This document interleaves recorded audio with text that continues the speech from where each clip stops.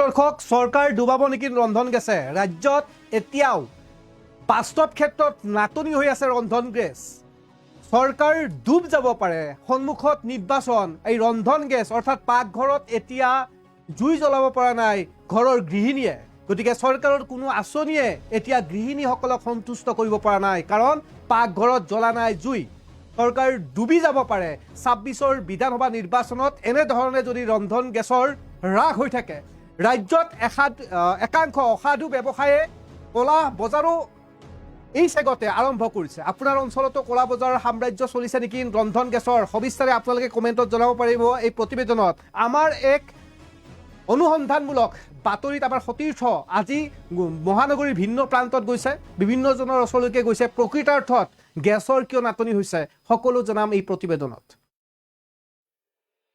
চৰকাৰ ডুবাব নেকি ৰন্ধন গেছে চৰকাৰৰ আঁচনিও কাম নিদিব ৰন্ধন গেছৰ অভাৱে বিপদত পেলাব নেকি মামাক ২৬ৰ বিধানসভা নিৰ্বাচনৰ পূৰ্বেই বিপদত পৰিব পাৰে মামা কলা বজাৰে চাৰি ধৰিছে ৰাজ্যৰ বজাৰ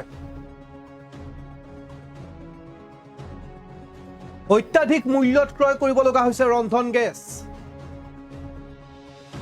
বুকিং এপত বুকিং কৰিব পৰা নাই ২৫০০ টকাৰ পৰা আৰম্ভ কৰি ১০,০০০ টকালৈকে দাম বৃদ্ধি হৈছে ৰন্ধন গেছৰ আপোনাৰ অঞ্চলত আৰম্ভ হৈছে নেকি ৰন্ধন গেছৰ কলা বজাৰ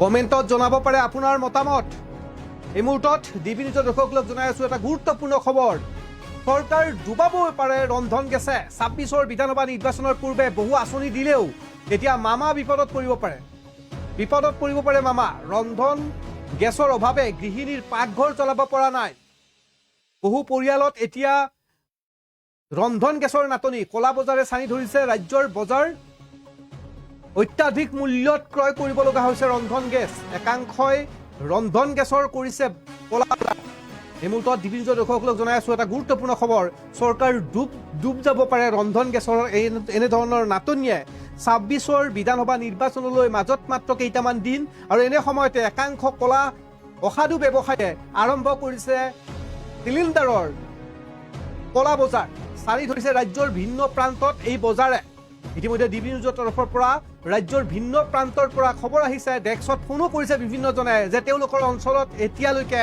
ৰন্ধন গেছৰ উপযুক্তভাৱে তেওঁলোকে পোৱা নাই এপত বুক কৰিব পৰা নাই তেওঁলোকৰ নিত্য প্ৰয়োজনীয় সামগ্ৰী ৰন্ধন গেছ একাংশ কলা বেপাৰীৰ বাবে ৰন্ধন গেছ তেওঁলোকৰ বাবে এতিয়া এক বজাৰ সৃষ্টি কৰিছে আৰু অত্যাধিক মূল্যত ক্ৰয় কৰিব লগা হৈছে ৰন্ধন গেছ এপত এতিয়ালৈকে বুক কৰিব পৰা নাই গ্ৰাহকসকলে যাৰ বাবে এতিয়া গৃহিণীয়ে পাকঘৰ জ্বলাব পৰা নাই চৰকাৰে বিভিন্ন ধৰণৰ আঁচনি দিলেও এতিয়া গৃহিণীৰ চকুত চকু পানী তেওঁলোকে পাকঘৰত জুই জ্বলাব পৰা নাই পৰিয়ালৰ লোকে এসাঁজ ভালকৈ খাব পৰা নাই কিয়নো ঘৰত গেছ নাই আমাৰ হাতত কিছু মন্তব্য আছে কেনেধৰণে ব্যৱসায় বন্ধ হৈ পৰিছে মহানগৰীত কেনেধৰণে গেছ ক্ৰয় কৰিবলৈ আহি একাংশ গ্ৰাহকে এতিয়া কান্দিব লগা হৈছে তেওঁলোকে কৈছে যে চৰকাৰে বহুত ভাল কাম কৰিছে সঁচা কিন্তু এই মুহূৰ্তত আমি খাবলৈ ভাত পোৱা নাই উপযুক্তভাৱে আমাৰ ঘৰত পাকঘৰত জুই জ্বলা নাই কাৰণ গেছ নাই মহানগৰীত এতিয়া বহু পৰিয়াল বিপদত পৰিছে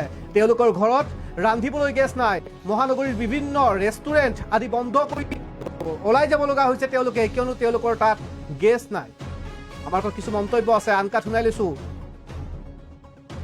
বন্ধ কৰিব লগা হৈছে ঘৰতো গেছ নাই দোকানতো গেছ নাই দোকানতো গেছ দিয়া পোৱাই নাই বিলাকতো আমি গেছ বিচাৰি পোৱা নাই এনেকুৱা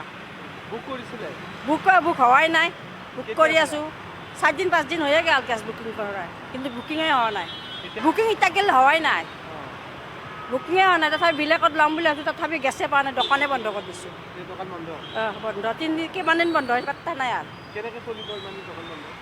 কি কৰিম উপায় নাই আৰু কি কৰিম আৰু এতিয়া দোকানখন খুলি কেনেকৈ গেছ নহ'লে দোকান খুলিব নোৱাৰি নহয় হয় এইটো ব্লেকতটো বহুত দামতে বিক্ৰী হয় বুলি কয় মানুহে ১৫০০-১৬০০লৈকে বিক্ৰী কৰে ব্লেকত এতিয়া শুনি আছোঁ ময়ো মই আহিছিলোঁ নিবাৰ কাৰণে কিন্তু মই মানে গাড়ীখন নাপালোঁ মাৰা তাৰপিছত আহিছিলোঁ কিন্তু মই এইটো নাপাওঁ কাৰ্ডত বুকিং কৰিব টাইম হোৱা নাই কিন্তু মানে শ্বৰ্ট হৈ গ'ল বিৰাট মালটো ২৫০০লৈকে বিক্ৰী হৈছে হয় নেকি হ'ব পাৰে মই নাজানো ভালকৈ কিন্তু মই আজিহে প্ৰথম আহিলোঁ না কথাটো মই এইখানে মাৰ্কেটটো কম পোৱা নাই অসুবিধা পাইছে বুকিংটো ঠিকে আছে বৰ্তমান বুকিংটো অলপ অসুবিধা সেয়ে তোমাৰ কিছুমান সময়ত মানে বুকিংটো হেৰি নকৰে, মানে একচেপ্ট নকৰে।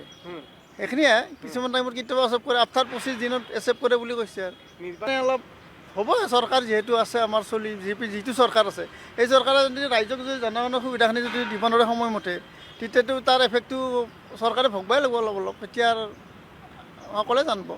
তাৰে আগতে অলপ এটা সেই মেইন কাৰণ হ'ল যুদ্ধৰ কাৰণে এনেকৈ বোধহয় এটা হ'ব পাৰে, সেনেকৈ ভাবছে সকলোৱে যে ইৰাণ আৰু তোমাৰ আমেৰিকাৰ ইজৰাইলৰ যি যুদ্ধ চলি আছে, যুদ্ধৰ কাৰণে কিবা অলপ সেইকাৰণে এফেক্টটো হৈছে বুলি ভাবছে সকলোৱে। আল্টিমেটলি সেইটোৱে ভাবছে আৰু আছে বৰ্তমান একদম মানে এটা আছে এটা নাই। তাৰমানে এটা মই দুটা না, এটা শেষ হৈছে, শেষটো ফিল আপ কৰিবৰ কাৰণে মই মাথা মাৰি আছোঁ। এয়া আছিলে ৰন্ধন গেছৰ অভাৱত এতিয়া কক বকাই থকা জনসাধাৰণৰ মন্তব্য। তেওঁলোকে অসুবিধাৰ সন্মুখীন হৈছে, বুক কৰিব পৰা নাই এপত গৈ। সাধাৰণতে পূৰ্বতে যেনেধৰণে গেছ বুক কৰিছিল, ইয়াৰ সময়সীমাও বৃদ্ধি কৰি দিছে। পূৰ্বতে 15 দিন আছিল আৰু এতিয়া 25 দিন হ'ল গ'ল। বুকিঙক লৈ ডাঙৰ সমস্যাত পৰিছে মহানগৰবাসী। এতিয়া যেন একাংশ অসাধু কলা ব্যৱসায়ে সাম্ৰাজ্যৰ সৃষ্টি কৰিব ধৰিছে। এই চেগতে গেছৰ যি নাটনি, এই নাটনিৰ সময়তে তেওঁলোকে অত্যাধিক মূল্যত গেছ বিক্ৰী কৰি আছে। আমি ডিবি নিউজৰ পৰা গেছ এজেঞ্চিৰ কিছু মেনেজাৰৰ লগত আমি কথা পাতিবলৈ চেষ্টা কৰিছিলোঁ যে প্ৰকৃতাৰ্থত হৈছিল কি, কিয় গেছৰ নাটনি, এজেঞ্চিৰ কৰ্তৃপক্ষই কি ক'লে শুনক। মহানগৰী এজেঞ্চিৰ কৰ্তৃপক্ষৰ মন্তব্য শুনক। গেছ প্ৰকৃতাৰ্থত কিয় নাই, কিয় নাটনি হৈছে, কি ক'লে তেওঁলোকে শুনক। দুদিন পিছত গেছৰটো আগতে আপোনাৰ যিটো আপোনাৰ গেছৰ বুকিং আছিলে, সেইটোতো আপোনাৰ গেছ লোৱাৰ 2 দিন পিছত বা 15 দিন পিছত বা 20 দিন পিছত এনেকৈ বুকিং হৈ গৈছিলে। এতিয়াতো গেছ লোৱাৰ পিছত যিটো 25 দিন কৰিছে, এইটো ICL কৰিছে।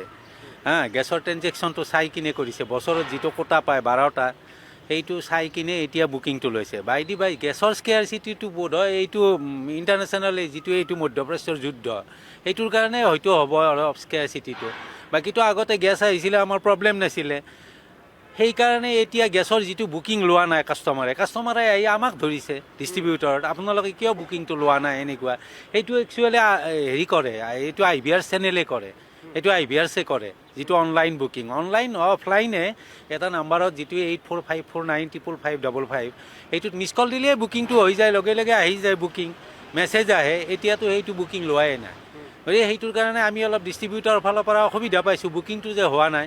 আৰু বুকিং হ'লেই বাৰু, বুকিং হ'লেও তেওঁলোকে ক'ব যে বুকিং হৈছে, আমাক কিয় গেছ দিয়া নাই। গেছটো অলপ লোডিংটো কম, ছাপ্লাইটো কমি গৈছে একদম। গেছৰ কলা সাম্ৰাজ্য সোমাইছে নেকি কোনোবা? কলা সাম্ৰাজ্যৰ কথাটোতো নাই। আমাক দেখিলে আপোনালোকে ক'ব যে কলা কৰিব, আমাক এইবিলাক ভাবিবই নোৱাৰি। এখন গাড়ী দিছে, আমি যিবিলাকৰ বুকিং আছে, বুকিঙৰ এগেইনষ্টত যিখিনি মানুহে গেছ পাইছে সেইখিনিও দিছোঁ আৰু হোম ডেলিভাৰী পঠাইছোঁ। সেইটো চলিউশ্যন হ'ব লাগেতো। কেতিয়াবা স্কেয়াৰচিটি নাথাকে, কেতিয়াবা গেছ নিয়া মানুহ নাথাকে আমাৰ। আমি গাড়ী পঠাবৰ কাৰণে গেছ নিয়া মানুহ নাথাকে। এতিয়া কিন্তু মানুহে 2 বছৰ কাৰ্ডখনত গেছ লোৱা নাই যদিও সেই 2 বছৰৰ কাৰ্ডখনে লৈ আহিছে। এতিয়া যে স্কেয়াৰচিটি হৈছে, কিন্তু আগতে বুকিং কৰিছে, গেছটো পাইছে নাই পাইছে ধ্যান নাই।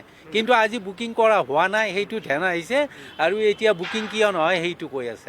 আমাৰতো কি এফেক্ট কৰিব, এইটোতো গভমেণ্টৰ, অসম গভমেণ্টৰ এইটো বস্তু নহয় না।